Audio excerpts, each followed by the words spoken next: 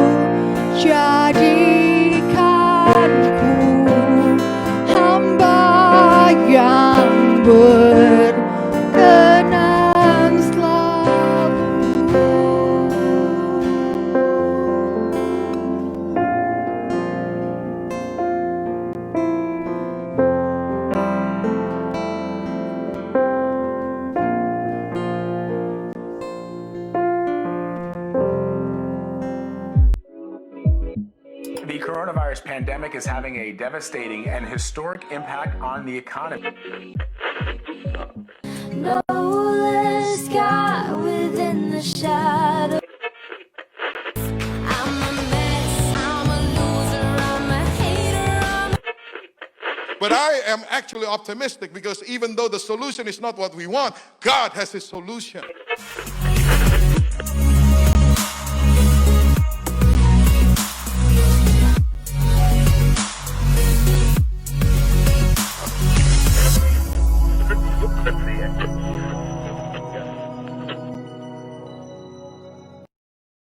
Anda dimanapun berada, baik yang ada di gereja saat ini kita sedang melakukan live stream maupun bapak-bapak, ibu-ibu semuanya yang ada di rumah IFGF Brisbane, IFGF Sunshine Coast ataupun dimanapun Anda berada. Saya yakin kita semua ada dalam perlindungan Tuhan Yesus di sore hari ini di Brisbane sore hari begitu ya. Di tempat Anda mungkin saya tidak tahu tepat jamnya, tapi apapun kita, dimanapun kita, jam berapapun kita ada di sekarang, di belahan bumi dunia manapun kita, Tuhan Yesus ada beserta dengan kita semua. Amin. Pada sore hari ini saya akan membawakan firman Tuhan yang kita teruskan dari Yakobus. Dari Yakobus setelah kita Juli Agustus ini tema kita seperti tadi yang ada dalam video adalah Wisdom Speak. Dan saya akan mengakhiri bagian terakhir dari Yakobus 4 begitu ya. Kita akan melihat apa sebenarnya rangkuman dari hal-hal yang sudah disampaikan oleh Yakobus bahkan di seluruh suratnya ini. Nah, saya kasih judul sermon sore ini adalah perencanaan dan kehendak Tuhan, planning and the will of God. Jadi kalau minggu yang lalu kita sudah mendengar bagaimana tentang wisdom itu, bagaimana tipe-tipe wisdom itu begitu ya. Ada yang wisdom dari dunia, ada yang dari firman Tuhan. Kita juga sudah memulai dengan bagaimana kita bisa mengelola atau memanage ambisi kita di dunia ini. Lalu kemudian bagaimana kita berlaku rendah hati, humble begitu ya. Nah yang terakhir adalah juga mengenai menghakimi, dan kita juga sudah mendengar mengenai contoh bagaimana Raja Salomo begitu ya mendapatkan kebijaksanaan atau wisdom dari Tuhan, dan bagaimana akhir dari kisah kisah dia gitu ya yang kemudian meninggalkan Tuhan. Nah, barangkali Anda pernah mendengar pepatah mengatakan ya, jika Anda gagal dalam perencanaan, maka rencana Anda pun akan gagal. Nah, pepatah ini memang bijaksana, tetapi seharusnya ada sambungannya gitu ya. Jika Anda gagal dalam memahami rencana Tuhan, maka rencana Anda pun akan gagal. Amin. Nah, ada kalau Sergio bisa di slide-nya itu ada pematung Inggris Sir Jacob Epstein begitu ya. Ini adalah pematung yang terkenal. Pernah dikunjungi di studionya oleh seorang penulis yang terkenal juga di Inggris itu ya, namanya George Bernard Shaw.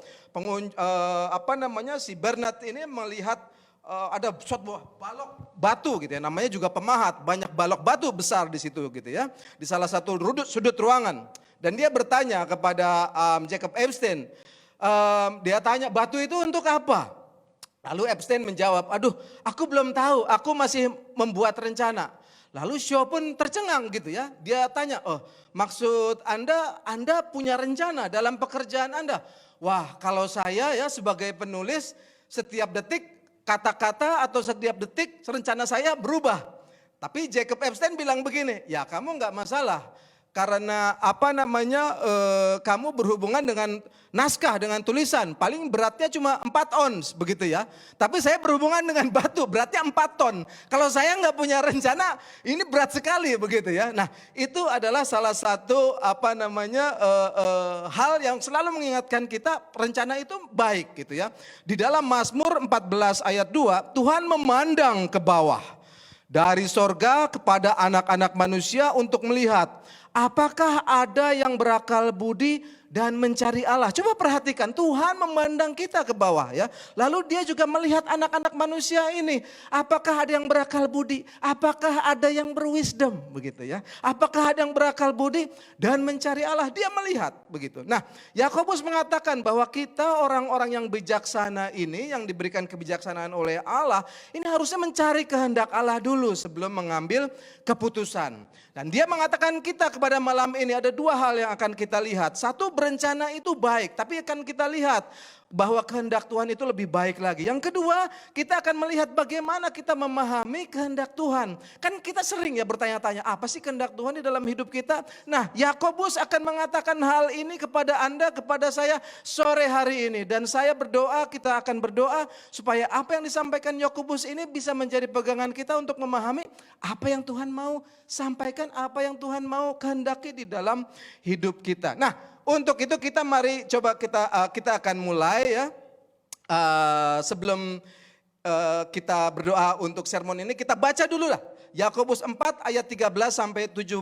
Kalau Sergio bisa membukanya, Yakobus 4 ayat 13 sampai 17 di dalam bahasa Inggris.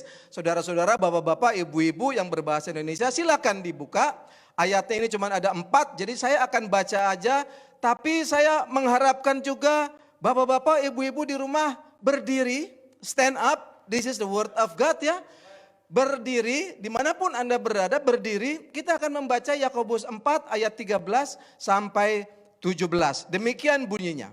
Jadi sekarang hai kamu yang berkata, hari ini atau besok kami berangkat ke kota Anu. Dan di sana kami akan tinggal setahun dan berdagang serta mendapat untung. Sedang kamu tidak tahu apa yang akan terjadi besok. Apakah arti hidupmu? Hidupmu itu sama seperti uap yang sebentar saja kelihatan lalu lenyap. Sebenarnya kamu harus berkata, jika Tuhan menghendakinya, kami akan hidup dan berbuat ini dan itu. Tetapi sekarang kamu memegahkan diri dalam congkakmu. Dan semua kemegahan yang demikian adalah salah.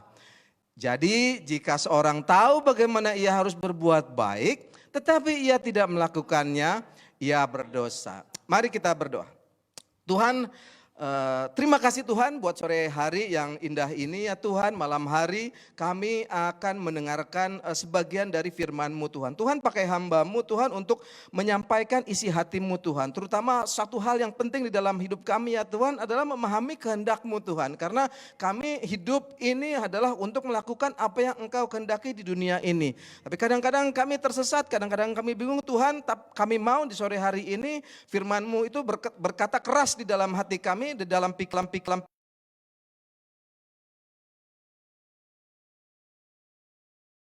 apa yang kami dengar Tuhan agar bisa menjadi bekal buat kami ya Tuhan.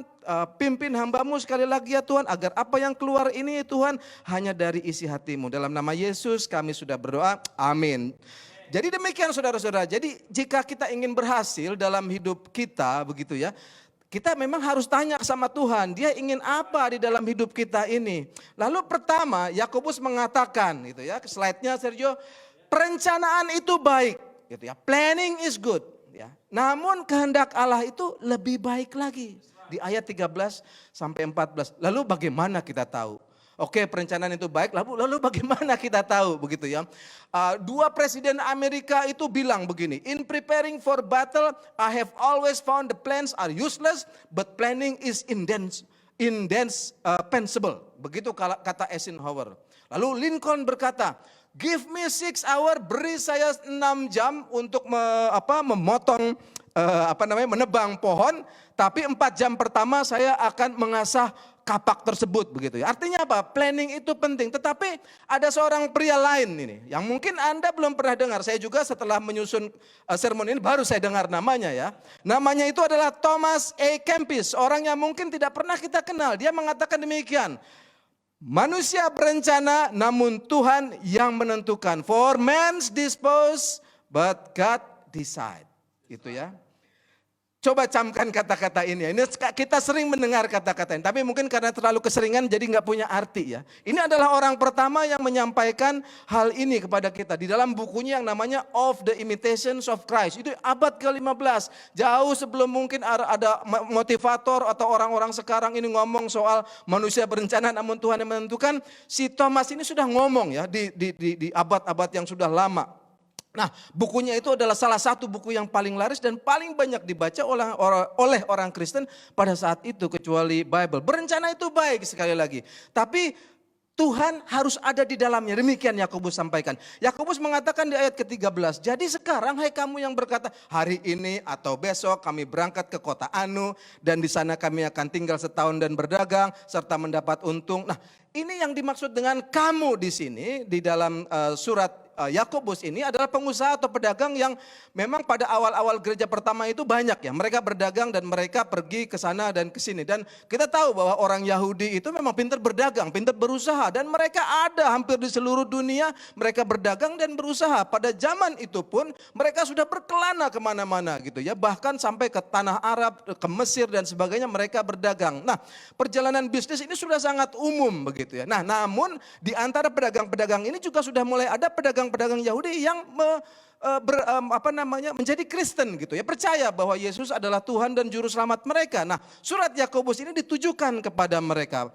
Kalau kita lihat di sana memang ini untuk orang yang mau berusaha begitu ya ke sana. Tapi kalau menurut saya firman ini, ayat ini juga sangat relevan dengan kita. Kita setiap saat selalu berencana. Kita selalu punya rencana mau ini dan itu begitu ya. Tadi di luar sana Brian bertanya sama saya, apakah saya punya rencana 5 tahun ke depan? Nah, tepat sekali gitu ya. Sermon ini menjawab bagaimana kita harus memiliki rencana-rencana itu gitu ya. Nah, kalau kita lihat ada di dalam ayat ini ya, berangkat ke kota Anu, lalu berdagang, mendapat untung gitu. Itu sangat detail sekali gitu ya. Yakobus ini mengatakan bagaimana mereka berencana. Namun sayangnya Tuhan tidak ada di dalam rencana-rencana tersebut gitu ya. Berencana itu bukan sesuatu yang jahat. Bahkan orang yang berhasil itu selalu memiliki rencana ke depan. Nah, masalah yang Yakobus kemukakan di sini adalah Tuhan tidak dilibatkan dalam rencana-rencana itu. Nah, ini yang akan kita belajar pada sore hari ini gitu ya. Jadi kita bisa bayangkan pedagang-pedagang ini dia berencana, mau begini, mau begitu. Tapi pada intinya apa? Mereka itu sebenarnya juga tidak tahu apa yang terjadi besok gitu. Apa yang terjadi tahun depan, apa yang terjadi di kemudian hari. Mereka juga tidak tahu. Mirip seperti kita, banyak rencana-rencana kita gitu ya. Saya tahun ini sebenarnya pengen berlibur ke Indonesia begitu ya. Karena ulang tahun saya yang setengah abad misalnya. Tapi siapa yang tahu COVID? Who knows gitu ya, semua orang bisa berencana tapi tidak pernah ada yang tahu begitu. Nah, ini yang akan kita belajar pada sore hari ini. Lihat apa yang Yakobus katakan di ayat keempat. Sedang kamu tidak tahu apa yang terjadi besok. Apakah arti hidupmu? Hidupmu itu sama seperti uap yang sebentar saja kelihatan lalu lenyap. Ada masalah di sini dengan rencana yang kelihatannya baik dan detail itu ya. Tidak ada seorang pun yang tahu. Sama seperti tadi saya sampaikan. Anda punya rencana banyak mungkin tahun ini, tapi semua itu lenyap begitu ya. Seperti uap, seperti embun di pagi hari, begitu kena sinar matahari, lenyap semuanya itu. Amsal 27 ayat 1. Janganlah memuji diri karena esok hari, karena engkau tidak tahu apa yang akan terjadi hari itu. Amsal juga sudah menyampaikan hal seperti itu. Yakobus tidak mengatakan bahwa kita itu nggak perlu bikin rencana gitu ya, atau kita nggak usah ngapa-ngapain lah. Besok juga kita nggak tahu gagal atau bencana. Tapi yang diinginkan oleh Yakobus itu, yang dimaksudkan oleh Yakobus ini adalah lebih realistis dengan masa depan. Dan kita daripada memegang rencana kita kuat-kuat, kita harus berpegang kepada apa yang Tuhan mau di dalam hidup kita. Kita akan dengar lebih lanjut. Tapi saya punya dongeng Cina ini, seperti ini nih. Barangkali Anda sudah pernah mendengar gitu ya, bahwa hal-hal yang di kemudian hari itu sangat loose begitu ya, sangat kita tidak bisa berpegang itu. Bertahun-tahun yang lalu dikisahkan ada seorang petani bijak tinggal di Tiongkok ya, di Cina. Memiliki seorang putra yang cuma semata wayang. Dia juga memiliki seekor kuda jantan putih yang gagah dan dikagumi oleh seluruh desanya itu gitu ya. Suatu hari kudanya ini melarikan diri dari pekarangannya dan menghilang. Penduduk desa datang ke rumahnya. Waduh, kamu sial ya, kamu nasib buruk, kudamu itu lolos. Petani itu menjawab bagaimana saudara-saudara? Petani itu cuma menjawab, ya siapa yang tahu? Mungkin itu buruk, mungkin itu baik. Keesokan harinya kuda jantannya datang dengan membawa 12 kuda liar yang baru. Datang ke petani itu. Tentu petani itu senang begitu ya. Dan semua orang desa itu datang lagi ke si petani ini. Dan berkata, waduh kamu untung sekali ya. Petani itu menjawab apa? Siapa yang tahu? Mungkin itu baik, mungkin itu buruk. Kebetulan keesokan harinya putranya ini yang cuma semata wayang ini karena banyak 12 kuda liar itu yang datang begitu ya, sedang mencoba menjinakkan salah satu kuda liarnya itu gitu. Tapi dia terjatuh begitu dia mau menjinakkan kudanya ini. Lalu pincanglah dia gitu kan, pincang, semua orang desa ini datang lagi. Waduh kasihan sekali anakmu itu gitu ya. Ya kita semua bersedih lah katanya. Tapi petani itu jawabnya apa? Sekali lagi dia jawab, siapa yang tahu? Mungkin itu baik, mungkin itu buruk. Lalu apa yang terjadi besok harinya? Datang rombongan pasukan dari kaisar. Karena kerajaan sedang berperang, kaisar mencari prajurit. Oh, semua pemuda-pemuda yang gagah, orang-orang desa yang masih sehat, diangkut semua untuk jadi tentara. Datanglah si anak petani ini yang pincang kan. Kamu tidak perlu ikut dalam tentara, kamu pincang gitu ya. Pulanglah dia gitu kan. Waduh, semua orang desanya itu balik lagi ke rumah itu dan cemburu gitu ya, dan berbicara, waduh untung sekali kamu, anakmu enggak disuruh perang ya kan, bisa mati kan di dalam peperangan. Petani itu sekali lagi jawabnya apa? Siapa yang tahu? Mungkin baik, mungkin buruk. Nah, apa sebenarnya yang saya mau sampaikan dari cerita ini ya? Hidup ini sangat loose kalau kita cuma mau mengandalkan, oh ini baik, ini buruk. Kita semua pikir COVID ini juga buruk begitu ya. Who knows? Di balik ini semua Tuhan punya rencana yang sangat indah begitu ya. Mungkin anak Anda saat ini sedang berantem dengan Anda, sedang tidak mengikuti apa yang Anda inginkan. Mungkin mertua Anda atau orang tua Anda sedang ribut, atau pekerjaan Anda sedang hilang, bisnis Anda itu lagi seret gara-gara COVID ini ya. Who knows? Sama seperti petani itu bilang, siapa yang tahu?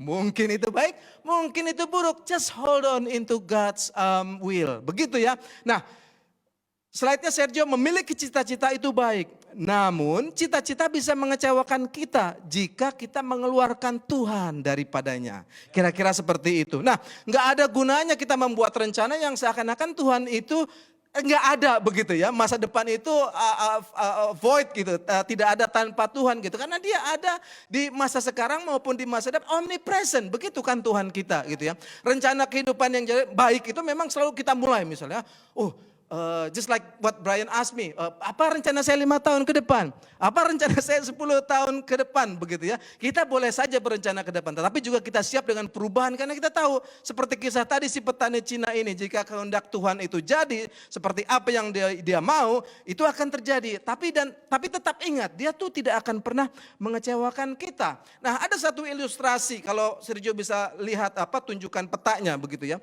Penjelajah Spanyol awal dulu waktu pertama kali datang ke Amerika itu bingung oleh apa yang dinamakan Semenanjung Baja gitu ya. Nah, itu adalah California begitu ya. Yang dilaporkan abad 16 bahwa California itu adalah dikelilingi air seperti pulau. Jadi sangat sama sekali berbeda dengan apa yang kita tahu sekarang begitu kan. Kesalahan ini kemudian diabadikan oleh pembuat peta di Amsterdam, namanya Michael Collin tahun 1622. Jadi dibuatlah seperti pulau begitu California begitu. Nah, kita bayangkan ya zaman waktu itu ya, kalau orang mengandalkan peta membuat rencana perjalanan, dia bisa nyasar ke daratan dengan dengan perahu, karena itu nggak ada laut di situ ya. Itu adalah daratan semua begitu. Tapi kita lihat, kita mau berencana dengan hal yang paling sophisticated, yang paling canggih sekalipun, kalau misalnya kita mengandalkan map kita, rencana kita itu bisa gagal. Karena apa? Karena hidup ini adalah perjalanan dan only God who has GPS. Tadinya kompas, saya ganti GPS gitu kan. Udah zaman sekarang, nggak zaman lagi kompas. Hidup ini ya kita punya rencana dan seperti perjalanan. Kita bisa aja punya map, punya plan, tapi Tuhan itu punya GPS. Dia lebih tahu kalau map bisa berubah begitu ya. Rencana bisa berubah. Kalau kompas atau GPS tidak bisa berubah begitu. Amsal 16 ayat 25. Kalau Anda lihat di situ, mungkin bisa slide-nya juga, ada jalan yang disangka lurus, tapi ujungnya menuju maut. Gitu ya. Mencoba membuat rencana tanpa kita berkonsultasi dengan pencipta kita, dengan Bapa kita itu. Nah, untuk kita bisa tahu rencananya itu apa adalah seperti pergi ke satu tempat tapi tanpa arah. Anda mungkin bisa beruntung ya, bisa menemukan tempat tersebut ya, tapi kemungkinan besar tersesat dan bahkan mungkin nggak pernah sampai ke tujuan. Lalu apa Yeremia sampaikan? Yeremia 29 ayat 11 di situ sampaikan. Tuhan menjawab apa yang ada di dalam Amsal ini dengan jawaban demikian. Kita semua tahu firman ini. Sebab aku ini mengetahui rancangan-rancangan apa yang ada padaku mengenai kamu. Gitu ya. Rancangannya ada pada Tuhan mengenai kita, mengenai kamu. Demikian firman Tuhan. Jadi rancangan itu rancangan Tuhan. Gitu ya. Nah, yaitu rancangan damai sejahtera dan bukan rancangan kecelakaan. Untuk memberikan kepadamu hari depan yang penuh harapan. Perhatikan itu jawaban Tuhan untuk Amsal tadi. Kalau kita selalu menyangka ada jalan lurus tapi ujungnya maut. Tapi Tuhan, rencana Tuhan tidak. Dia selalu memberikan rencana yang damai sejahtera dan bukan kecelakaan. Nah, jika kehendak atau rencana Tuhan itu lebih baik begitu ya, maka masuk akal kalau kita, slide berikutnya Sergio, memahami kehendak Tuhan terlebih dahulu gitu ya, sebagai suatu wisdom. Gitu ya. Jadi memahami kehendak Tuhan terlebih dahulu itu adalah suatu wisdom. Itu di ayatnya yang ke-15 dan 17 gitu ya. Jadi di dalam ayat itu kalau next slide-nya, jika Tuhan mengizinkan, di situ ada saya tulis God's willing. Dalam bahasa Yunaninya Anda bisa sebut sama-sama telemea gitu ya. Telemea. Nah, telemea ini artinya apa? Kalau saudara-saudara kita sering mengatakan kalau Tuhan berkenan, begitu ya, dengan bahasa Arab ataupun dengan bahasa Indonesia, kalau Tuhan berkenan. Nah, sebenarnya di dalam Alkitab kita juga sudah ada itu. Telemea, itu namanya di dalam bahasa Yunani, di dalam Alkitab kita, di dalam Yakobus sudah ada itu, telemea. Kalau Tuhan mengizinkan, jika Tuhan mengizinkan, tapi bedanya adalah begini, di dalam telemea, di dalam artinya, di dalam Alkitab kita, studi Alkitab itu mengatakan kata-kata ini bukan suatu kata-kata yang hanya sekedar diucapkan begitu ya. Kata-kata ini mengandung arti practice, action. Maksudnya apa? Practice or action. Maksudnya adalah dalam membuat rencana kita harus menyertakan kehendak Tuhan. Maksudnya begitu. Telemea artinya adalah demikian gitu. Jadi Yakobus mengatakan, tetapi sekarang kamu memegahkan diri di dalam congkakmu dan semua kemegahan yang demikian adalah salah. Demikian ayatnya yang ke-16. Nah, pembaca Yakobus ini gitu ya, pengusaha-pengusaha zaman itu dan sekarang kita juga adalah pembaca surat Yakobus, kita sering memegahkan diri dengan kesombongan dan daripada menyerahkan rencana kita kepada Tuhan, kita melibatkan seolah-olah Tuhan itu nggak usahlah hadir atau ikut di dalam rencana-rencana yang kalau menurut kita sifatnya itu adalah pribadi kita begitu ya. Kata Yakobus kemudian dan semua kemegahan yang demikian adalah salah. Jadi jika seorang tahu bagaimana ia harus berbuat baik tetapi ia tidak melakukannya, ia berdosa. Nah, ayat ini sebenarnya menyimpulkan dari ayat 1 dan 4 gitu ya, problem etika di dalam surat Yakobus. Dia mengatakan kepada pembaca bahwa sebenarnya tahu apa yang seharusnya dilakukan itu yakni menghormati Allah atas rencana-rencana kita gitu. Jadi kalau itu tidak dihiraukan itu adalah suatu dosa juga. Kita cenderung mengartikan dosa itu kalau kita mencuri kita berdosa. Kita membunuh kita berdosa. Misalnya begitu ya, kita berbohong kita berdosa. Tapi Yakobus bilang di sini bahkan lebih keras lagi begitu ya. Kita juga berdosa kalau misalnya berbohong, tapi juga berdosa jika kita tahu yang sebenarnya namun kita memilih diam saat ditanya. Kita berdosa saat misalnya kita memfitnah orang lain, ya betul. Tetapi kita juga berdosa saat kita tidak menghiraukan ada orang yang membutuhkan pertemanan kita misalnya. Jadi kalau kita tidak melakukan apa-apa, itu juga adalah suatu dosa. Kalau misalnya kita bilang begitu di dalam bahasa Inggris, ini adalah two kind of sins gitu ya. Yang satu dibilangnya sins of commission, karena kita lakukan, yang satu adalah sins of omission. Nah, itulah kira-kira apa yang disampaikan oleh Yakobus mengenai kalau kita tidak menyertakan rencana Tuhan, Tuhan di dalam rencana kita, itu adalah suatu kesalahan juga, itu adalah suatu dosa. Nah, bagian yang terakhir, bagaimana saya tahu rencana Tuhan buat saya? How do I know God's will for me? Bagaimana saya tahu begitu ya? Nah, kalau kita lihat di dalam Yakobus ini begitu ya. Saya pikir dan saya memakai kehidupan saya untuk apa yang sebenarnya Tuhan mau di dalam hidup saya begitu ya. Kita membaca dari Matius 6 ayat 31 sampai 33. Ini juga ayat yang sering kita dengar gitu ya, dan sering dikotbahkan dan sering kita dengar juga di dalam iCare, kehidupan kita sehari-hari, doa kita begitu ya. Firman Tuhan yang mengatakan sebab itu janganlah kamu khawatir dan berkata apakah yang akan kami makan, apakah yang akan kami minum, apakah yang akan kami pakai. Semua itu dicari bangsa-bangsa yang tidak mengenal Allah, tetapi Bapamu yang di sorga tahu bahwa kamu memerlukan semuanya itu. Nah yang ayat yang ke-33 kita semua tahu, tetapi carilah dahulu kerajaan Allah dan kebenarannya, maka semuanya itu akan ditambahkan kepadamu. Ya ini seperti kadang-kadang masuk telinga kiri, keluar telinga kanan. Tapi saya mau sore hari ini mengatakan demikian. Seeking God's will first causes everything else to fall into places. Kalau kita mencari kehendak Tuhan, kalau kita melakukan kehendak Tuhan dulu, semuanya ikut di belakang. Semuanya itu akan masuk ke dalam satu hal yang kita inginkan, begitu ya. Kenyataannya di dalam kehidupan sehari-hari kita sering berpikir, Tuhan tidak harus selalu menjadi pusat dalam kehidupan kita kok. Atau rencana kita masa depan. Misalnya kalau kita berpikir gampang aja ya, pada saat kita mau membeli rumah, pada saat kita mau mengontrak rumah, apa kita mikir di mana Tuhan di dalam rencana saya untuk membeli rumah? Saya mau berinvestasi, di mana posisi Tuhan dalam rencana investasi saya? Apakah kita itu bertanya sedemikian detil gitu ya, demikian rupa? Ya, kalau saya boleh jujur tidak, waktu saya melakukan hal ini dan hal itu, saya sering sekali lupa, saya tidak menaruh Tuhan itu di dalam rencana itu, begitu ya. Pada saat kita memilih jodoh, pada saat kita memilih pekerjaan, pada saat kita memilih apa pendidikan kita, pada saat kita mau pergi ke tempat yang lain untuk hidup di sana, atau kita mau merantau ke tempat yang lain. Kalau kita bertanya pada jujur pada diri kita sendiri, apakah sering, apakah Tuhan yang pertama-tama kita tanya atau kita tempatkan, apa rencana Tuhan dengan maksud atau rencana kita itu? Kebanyakan kita bilang, masa sih Tuhan mau ngurusin hal-hal yang sepele seperti itu? Apa Tuhan itu nggak ada kerjaan buat manusia sehingga hal-hal yang seperti itu saya juga harus nanya Tuhan. Well, that is totally wrong begitu ya. Kalau kata Yakobus tidak seperti itu, kalau kata Matius tidak seperti itu begitu ya.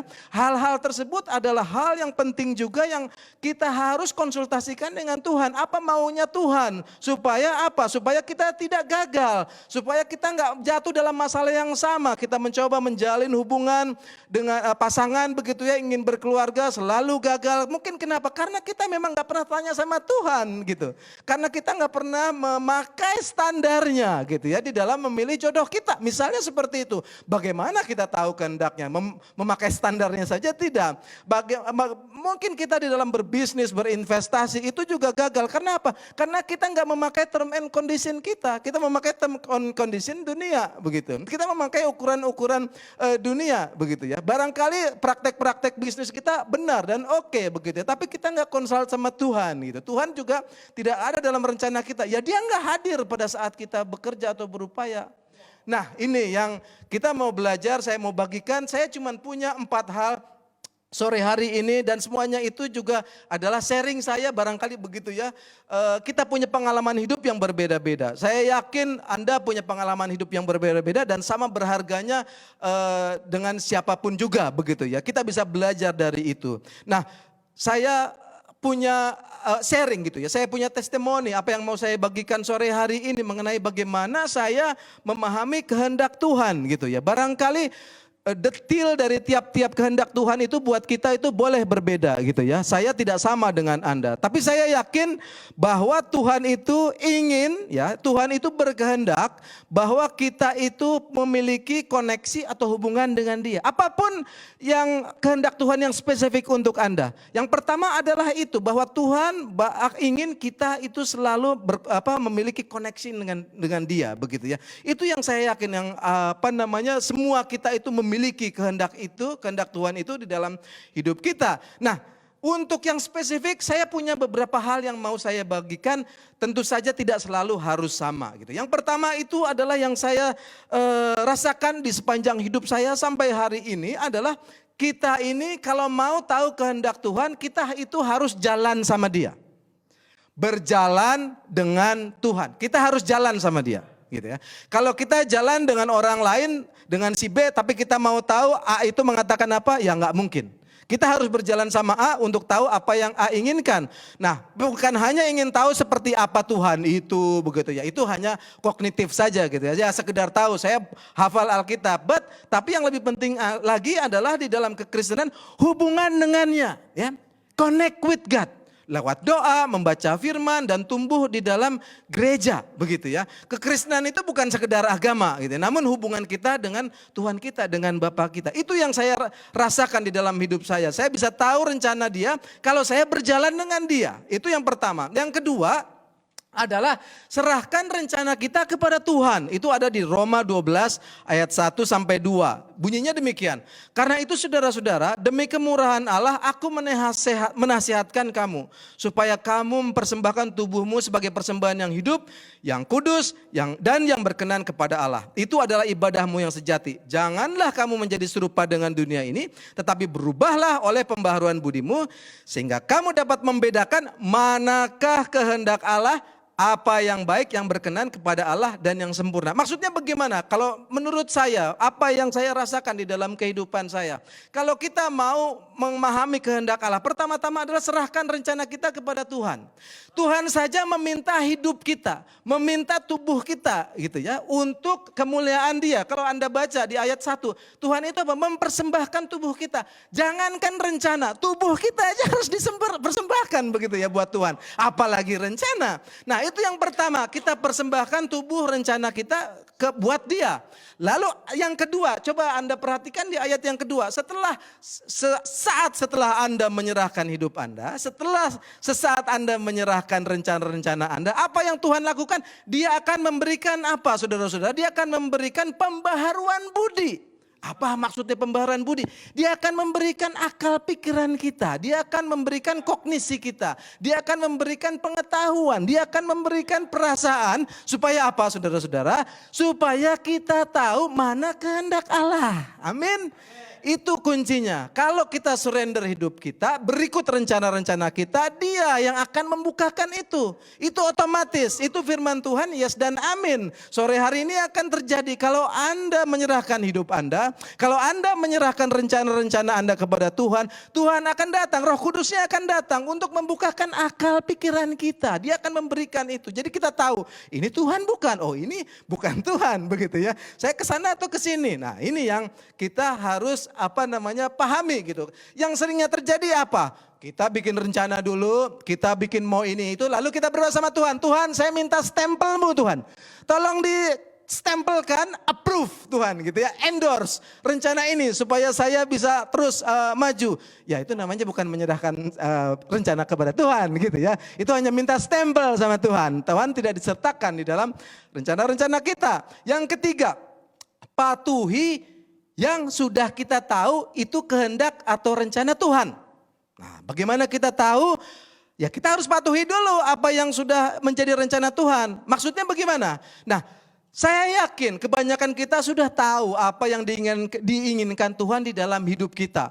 98% itu hal-hal yang Tuhan inginkan di dalam hidup kita, itu ada di dalam Alkitab. Ya bukan? Itu ada di dalam Alkitab sana. Bagaimana Anda memilih jodoh? Ada, Tuhan sudah sampaikan di sana. Bagaimana Anda hidup dengan satu sama lain? Ada di sana. Bagaimana seorang suami berlaku dengan istrinya? Itu ada di sana. Bagaimana istri memperlakukan suaminya, anak-anaknya? Itu ada di sana. Tapi apa? Kita abai, begitu ya. Bahwa 98 hampir semua kehendaknya itu sudah ada dalam Alkitab ya. Tapi kita juga jarang membacanya begitu ya. Nah sekarang coba Anda pikir ya. Bagaimana kita meminta Tuhan siang malam begitu ya. Berdoa minta Tuhan kehendakmu itu apa. Lah kalau sebagian besar kehendaknya aja yang sudah tertulis dalam Alkitab nggak pernah kita baca begitu ya.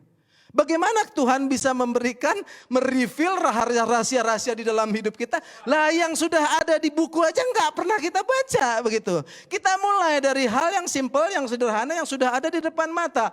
Baca itu dulu, patuhi itu dulu, baru Tuhan akan membukakan hal-hal luar biasa di dalam hidup kita. Apa contohnya? Yusuf menjadi raja muda di Mesir.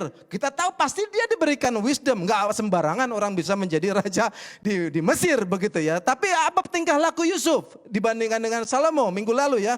Yusuf apa? Yusuf melakukan patuh kepada apa yang Tuhan lakukan pada saat istri Potifar meminta dia tidur dengan istri Potifar. Apa kata Yusuf di Kejadian itu ya, di Kejadian 39 kalau saya tidak salah. Apa kata Yusuf? Bagaimana mungkin saya melakukan dosa besar ini kepada Tuhan? Dia mengatakan demikian dan dia kabur. Begitu. Akhirnya dia dipenjara. Begitu. Nah, itu adalah prinsip yang ketiga yang menurut saya alami begitu ya. Kalau kita itu mau tahu kehendak Tuhan ya patuhi dulu apa yang sudah ada di situ di depan mata saya begitu. Daripada saya sibuk-sibuk atau berpikir yang luar biasa gitu. Nanti Tuhan akan mereveal yang luar biasa itu. Bahkan dalam kasus Yusuf atau Daniel misalnya bukan hanya rahasia Anda yang akan dibukakan, bukan hanya masa depan Anda yang akan dibukakan, bahkan rahasia dan kehidupan negara dibukakan oleh Tuhan. Luar biasa pekerjaan Tuhan kita kalau kita patuh sama Dia. Amin.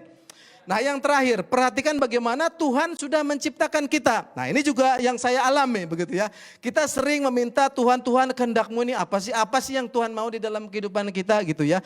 Tapi 1 Petrus 4 ayat 10 berkata demikian.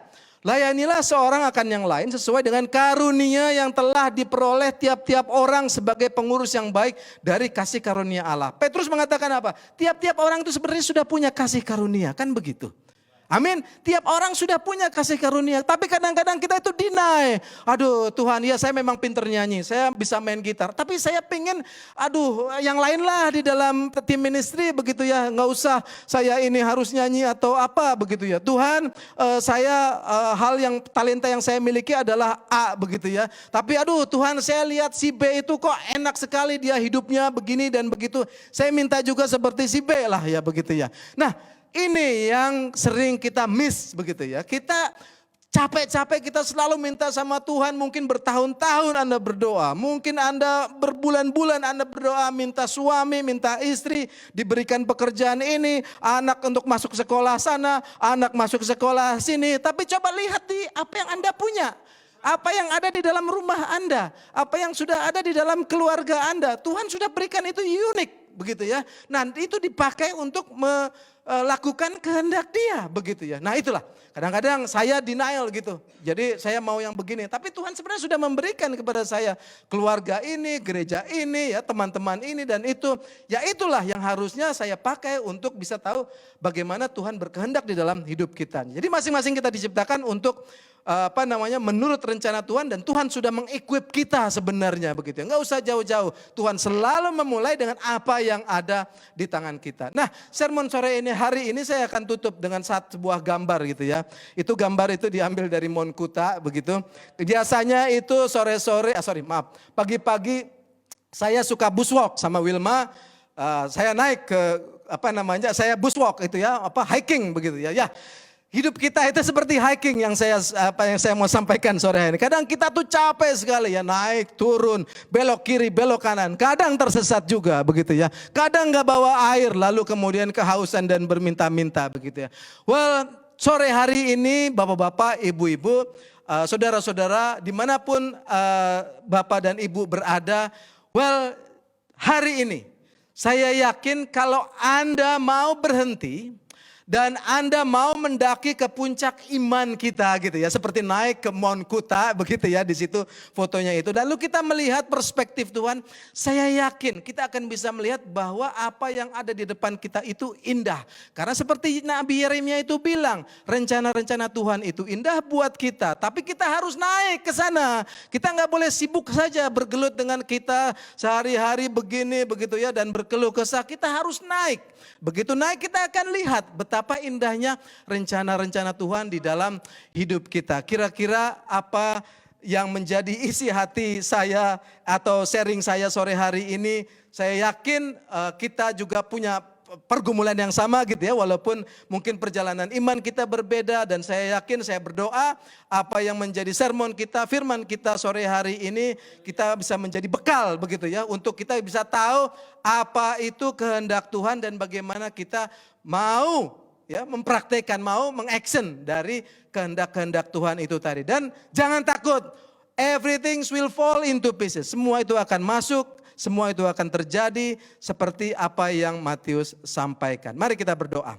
Tuhan Yesus, terima kasih ya Tuhan, berkat-Mu luar biasa ya Tuhan. Dengan firman ini Tuhan, kami disegarkan Tuhan, bahwa kehendak-Mu itu Tuhan adalah sesuatu yang indah buat kami Tuhan. Tuhan berkati kami Tuhan, pimpin kami. Kadang kami denial, kadang kami ini memberontak Tuhan, kadang kami rebel dengan apa yang Tuhan sudah kehendaki di dalam hidup kami. Tuhan, kami sering melupakan Engkau Tuhan. Kami taruh Tuhan Yesus di buritan, di kapal kehidupan kami Tuhan. Sehingga pada saat badai, sehingga pada saat topan begitu ya Tuhan, kami bingung gitu Tuhan. Dan kami juga keluar bahkan dari perahu itu karena kami tidak sanggup tamak, karena kami menaruh Tuhan di belakang ya Tuhan. Tuhan, sore hari ini kami diketuk keras hati kami Tuhan dan pikiran kami. Kami harus selalu menaruh Engkau di depan Tuhan. Begitu juga dengan rencana-rencana kami Tuhan. Kami mau serahkan rencana-rencana kehidupan kami Tuhan di dalam rencana-Mu Tuhan. Sehingga apa yang terjadi, apa yang kami lakukan, Engkau hadir di sana Tuhan. Hadir di depan kami sebagai panglima kami, bukan di belakang ya Tuhan. Tuhan, berkati apa yang sudah kami dengar pada sore hari ini Tuhan, menjadi sesuatu Tuhan, menjadi rema juga di dalam kehidupan kami sehari-hari. Bukan hanya logos yang kami dengar sore hari ini ya Tuhan. Terima kasih untuk firman-Mu Tuhan. Di dalam nama Tuhan Yesus, di dalam nama-Mu Tuhan, Engkau sungguh baik Tuhan. Amin. Haleluya. Mari kita beri tepuk tangan. Kemuliaan bagi Tuhan kita. Ya, saya percaya bukan hanya saya yang dari tadi shouting, okay, go, so true gitu ya, mengaminkan firman Tuhan. Saya percaya saudara semua juga dimanapun Anda berada, saya percaya Anda juga mengaminkan firman Tuhan sore hari ini. Terima kasih Bro Noel, terima kasih, Tuhan memberkati. Nah, sidang jemaat dimanapun Anda berada, ya, bagi Anda yang mau memberi persembahan, persepuluhan, atau dana misi, Anda bisa mentransfer di account IFGF Brisbane. Nanti saudara cek lagi ya di Church News, itu ada informasinya. Saudara bisa mempersembahkan persembahan Anda via transferring, ya, bisa mentransfer di rekening IFGF Brisbane. Saya percaya seperti kata firman Tuhan, ya, kita memuliakan Tuhan dengan harta kita. Dan saya percaya kehidupan gereja mula-mula juga telah menunjukkan bahwa mereka memuliakan Tuhan dengan harta mereka. Dan firman Tuhan dengan jelas berkata bahwa bila engkau memberi, padamu pun akan diberi. Jadi saya mengencourage, saya mengajak ya untuk kita punya iman ya, memberi bukan dengan paksaan, it's not by obligation, tapi kita memberi, kita mau mempersembahkan dengan cheerful heart, dengan hati yang bersuka, dengan bergembira, bersuka cita. Karena kenapa? Karena persembahan saya ini adalah bukti cinta kasih saya kepada Tuhan Yesus Kristus yang telah mati dan bangkit bagi saya, memberikan saya keselamatan. Haleluya. Nah, Ibu Bapak Saudara-saudara yang kasih dalam Tuhan, kita akan akhiri ibadah ini. Mari dimanapun Anda berada, kita sama-sama berdiri. Kita akan berdoa buat ibadah hari ini. Haleluya, haleluya, haleluya. Terima kasih Tuhan, terima kasih. Terima kasih, syukur, terima kasih. Karena Tuhan selalu berbicara kepada kami. Syukur, terima kasih Tuhan telah memakai hamba-Mu Bro Noel untuk menyampaikan isi hati-Mu Tuhan Yesus. Bapa, kami telah mendengarkan kebenaran firman itu. Hamba berdoa kami bukan menjadi orang-orang yang tidak bijaksana, tapi kami menjadi orang yang terhitung, yang wise, yang bijaksana. Yang adalah orang yang mendengarkan firman itu, dan mau melakukannya. Tuhan, kami telah diajar untuk kami selalu walk with you. Kami selalu berjalan dengan Tuhan. Kami mau Tuhan berjalan dengan Engkau. Kami mau Tuhan selalu put you first dalam kehidupan kami seperti firman Tuhan hari ini. Dan kami juga mau obey apa yang ada di tangan kami ini. Apa yang Tuhan sudah beri, kami mau obey Tuhan seperti firman Tuhan yang sudah diberikan kepada kami Tuhan hari ini. Bahwa kami mau walk with you Lord Jesus. Kami mau surrender everything kepada Tuhan. Kami mau Tuhan, kami mau surrender, kami mau berserah kepada Tuhan. Dan Tuhan yang akan merubah sampai mindset kami juga dirubah oleh Tuhan ketika kami mempersembahkan kehidupan kami. Dan kami mau obey dengan apa yang ada di tangan kami. Oh Tuhan, mungkin di tangan kami tongkat, kami akan pakai tongkat itu. Mungkin di tangan kami adalah ada batu dan Tuhan bisa merubahnya. Tongkat bisa Tuhan rubah Tuhan. Atau aku hanya ada segenggam minyak, hanya ada dengan tepung dan Tuhan bisa memakainya. Maybe in your hand you maybe lost hope, tapi in your hand you still have a belief. Kamu tetap punya iman dan aku percaya Tuhan bisa memakainya, mengarunikan iman, dan Tuhan bisa memakainya melipat kali gandakan seperti kata firman Tuhan hari ini.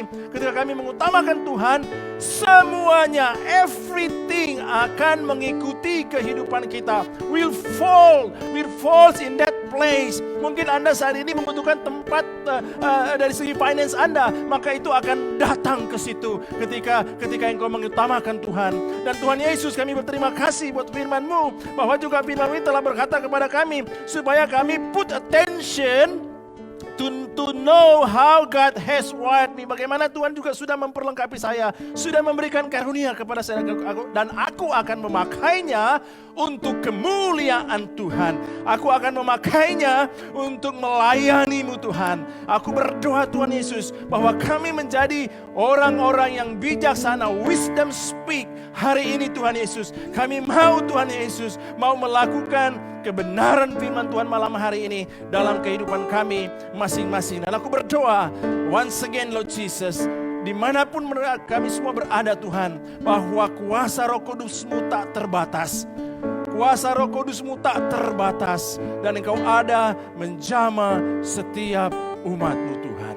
Terima kasih Bapa, terima kasih sebab hamba percaya firman yang telah kami dengar ini sanggup membebaskan kehidupan kita. Sanggup membebaskan kehidupan kita. Satu perkataan firman sanggup merubah kehidupan kita. And we believe Lord Jesus that the future is always bright with you Lord. Terima kasih Tuhan. Terima kasih, terima kasih. Terima kasih Bapak buat kesempatan ini. Terima kasih. Biar Roh Kudus-Mu menjamah setiap umat. Haleluya. Haleluya. Holy Spirit, we welcome you. Holy Spirit, menjamah setiap hati.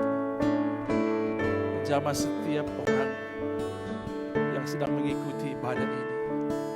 Menjamah setiap orang yang maybe later on they will click and watch this service Lord Jesus.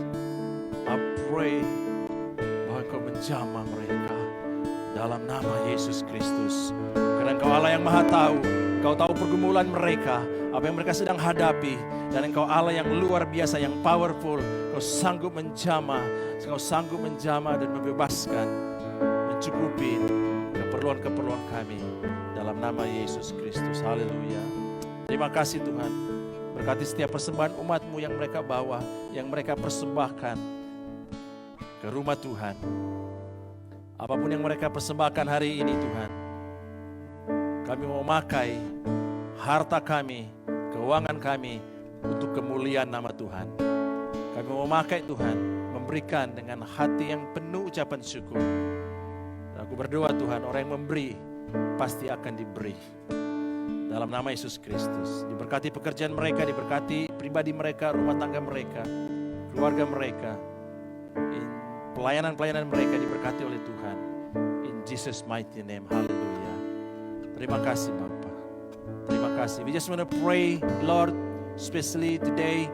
Kami berdoa Tuhan Yesus, untuk rencana kami akan kembali next week di tempat ini, ibadah on site Biar Tuhan membuka jalan semuanya dan itu bisa terjadi untuk kemuliaan nama Tuhan saja. Kami melibatkan Tuhan di dalam setiap perencanaan-perencanaan gereja karena Engkau pemilik gerejanya. Engkau pemilik gereja ini. Lord, Engkau yang empunya. Engkaulah kepala gereja ini. So we just want to ask, bila Tuhan berkehendak, itu akan terjadi di dalam nama Yesus Kristus. Haleluya. Sidang jemaat dimanapun Anda berada, angkatlah kedua tanganmu. Saya percaya kita telah benar-benar memperhatikan, mengikuti semua kebenaran firman Tuhan. Bahkan ibadah hari ini. Dan saya percaya ketika Anda mengikuti dengan baik, mengikuti dengan saksama dari awal sampai pada akhir daripada ibadah ini, kami bisa sepakat berkata bahwa aku telah diberkati oleh Tuhan. Dan bukan hanya itu saja, kasih daripada Allah Bapa kita, keselamatan, kedamaian, kekuatan, bahkan kesejahteraan yang telah dikerjakan oleh Yesus Kristus di kayu salib itu. Juga penyertaan yang sempurna daripada kuasa Roh Kudus menyertai saya dan saudara. Apapun yang saudara kerjakan sepanjang minggu yang berjalan ini, percayalah semua berkat ini menyertai kita. Dan kita menerimanya hanya di dalam nama Yesus Kristus. Name Him above all names. In Jesus' mighty name we pray. Dan kami mengakhiri ibadah ini. Haleluya. Haleluya. Haleluya. Mari yang percaya sama-sama katakan amin. Amin. Amin. Well, God bless you and see you next week. Tuhan memberkati. Kau hiasi kehidupanku dengan kemurahan-Mu. Kau rancangkan masa depanku penuh dengan harapan.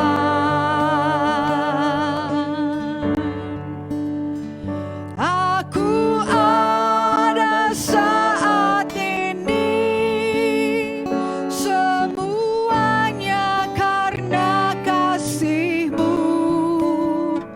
Aku hidup hari ini, semua berkat kemurahan-Mu. Terima kasih. Terima kasih Yesus. Yesus.